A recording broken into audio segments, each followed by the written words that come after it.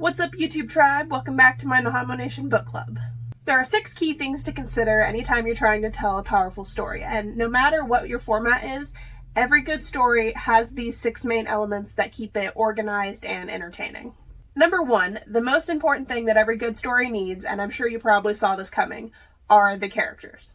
You need main characters, side characters, opposition characters, and filler. Without having compelling, relatable characters, your story is bound to fall flat, no matter how good your plot really is. This is why I always recommend trying to develop your characters first and really get to know them before you even begin to start writing about them.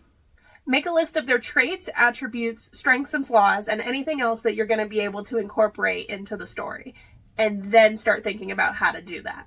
Number 2, every character needs motivation in this story, because in real life, every person has their own motivation. They have desires and needs, and the majority of your story is going to be about how they're trying to go about obtaining those things. Be it love or acceptance or just trying to keep their family safe, whatever those motivations are, those things are going to be semi-relatable to someone in the real world, because real life, motivation is what runs it. So without motivation, you don't have much of a story. Number 3, if the characters obtain their desires, goals, whatever, way too quickly with no opposition, your story is going to be boring. I almost made that mistake myself when I was writing my 4-book series because I made my main characters, way overpowered. But I remedied that by throwing in a few more flaws and adding in some more obstacles to get in their way.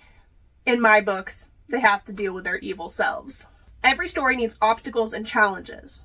Otherwise, it's not going to be relatable to real life. And in my case, the reason it was relatable is because in real life, we are our own biggest enemies. So that particular remedy worked for my case pretty flawlessly. Number 4, obviously your characters are going to have to respond to those obstacles that you put in front of them to block their path. In order to get what they want, they have to take action against the things you put in their way. Therefore, the majority of your story is going to be about what they're doing to try to achieve their goal, desire, whatever they're trying to get to.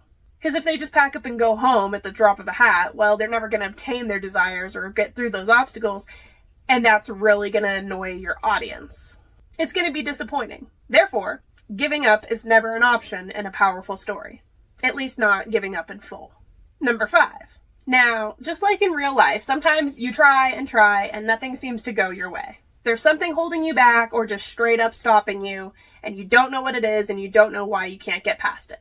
In story format, this is referred to as conflict. The conflicts in your stories, which usually line up as several minor and usually one major climax of your story, which is what's going to keep the story flowing. Every powerful story has a major conflict. This major conflict is usually the tipping point of the story where the characters, your main characters, find a way to get past their opposition, usually by gaining a new skill or superpower or finding, some lost relic, doing something that gives them an edge that tips the scale in their favor to get them past that major conflict. Often in fantasy, which is my favorite genre, usually this has to do with obtaining a new power level, a new magical power, or doing something that allows them to beat the big baddie that is their main opposition. Now, even if you're telling a more realistic story, you still have to have some kind of conflict which sews up the loose threads and fixes up the plot holes that you've left previously while telling your story.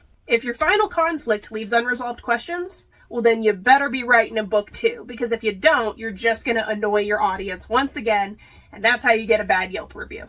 Or Amazon, in my case.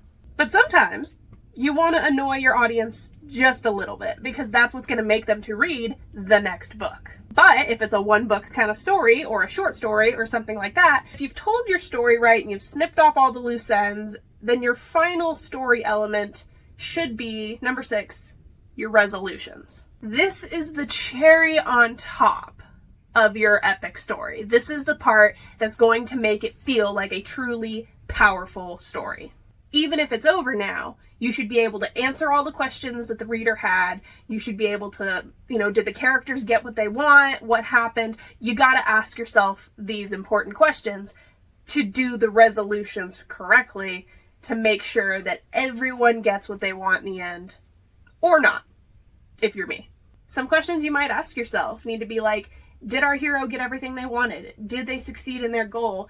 Has everything been resolved with our villain, or are we going to resolve that in book 2? These are the things you have to ask yourself when you're writing your resolution to make sure that you're not missing any plot points, because plot holes, at least to me as a writer, are the most annoying thing in the world. But they can be useful if you use them correctly. If you'd like some tips on how to write a powerful villain or powerful characters, I would recommend checking out one of these videos over here. Thank you for watching, and if you found this video helpful, give it a like and hit subscribe if you'd like to see future videos. And until next time, happy writing, happy reading, and Naidoken Nahamo. See you in the stars.